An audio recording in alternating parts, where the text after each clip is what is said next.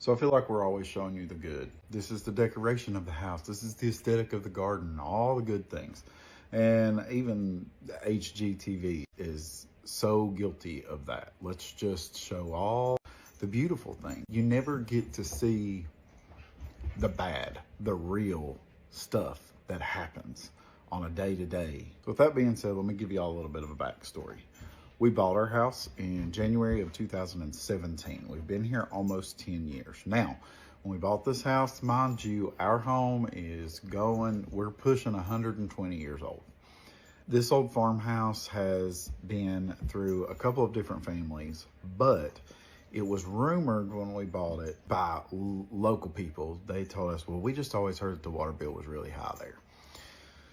Didn't know what that meant, but Rebecca and I moved in, and the first day we come to the house, we get the keys, close on the home, come and turn the water on. We start getting outrageously high water bills. And here's what happened. All of the plumbing to the house is 120 years old. Because of that, when it was actually on under the pressure of the water, it would bust. So we were getting water bills that were like $400. And then the next month it was $500. And the next month it was $580. So we had to do something. Like I said, all of the plumbing just under the pressure of turning the water on was busting. And we would fix it in one place. Once we secured that spot, it would then blow somewhere else. It also got to the point where the water department said they would refuse to help us, give us a break on the bills, because they said we had a leak that we refused to fix. But the truth was, we didn't have a leak we refused to fix. We were fixing them. They were just busting other places. The church came together. We ended up digging an all new water line all the way from the meter at the bottom of the property, all the way up and around the back of the house and into the house. Now, since then, because this house is 120 years old, it sits on the ground. There's no crawl space, very, very little crawl space.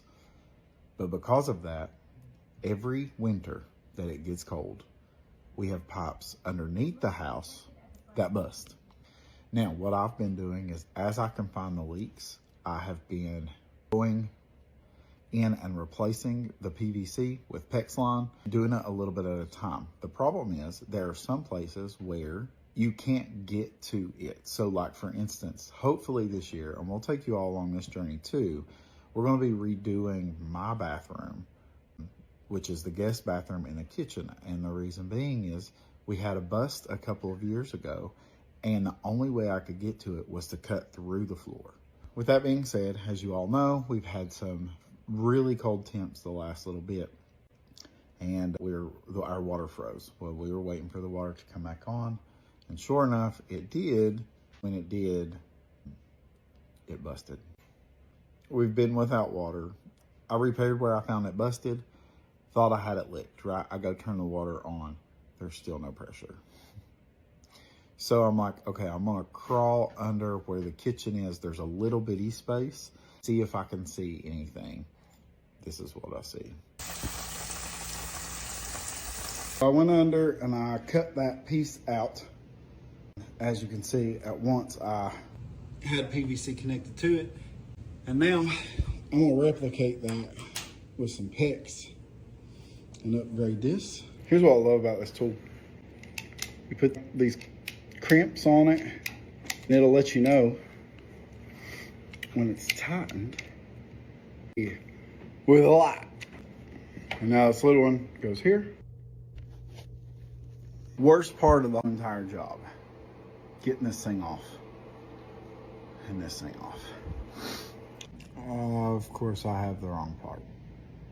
Rebecca was at church, so she's right by Home Depot. I sent her for the right part. So I hooked that portion up, got everything set, and realized there's a leak somewhere else.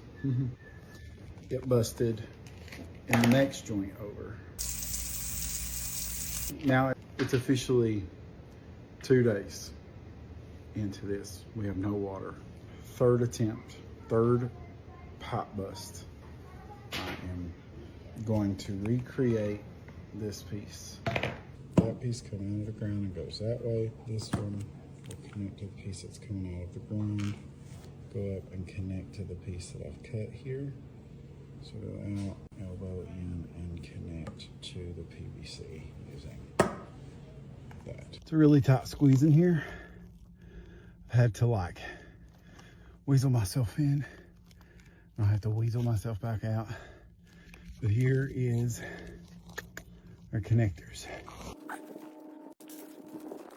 Okay, everything is connected. Now, I get myself out, go check, try to turn on the water, see what happens. Fingers crossed.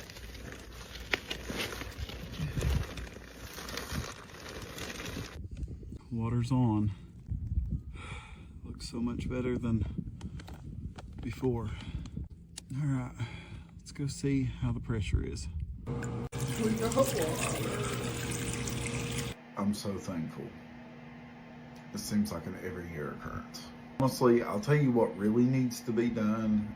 What really needs to happen is we need to rip all of the subflooring out of the kitchen, all of the flooring out of this bathroom where all of the plumbing is. And we need to just go ahead and do all of the water lines underneath, and then do new subflooring and flooring. But that would cost an absolute fortune. However, though, I'm not ruling it out. There might come a day that the Lord decides to bless us with all kinds of finances or a big sponsorship from Lowe's or Home Depot.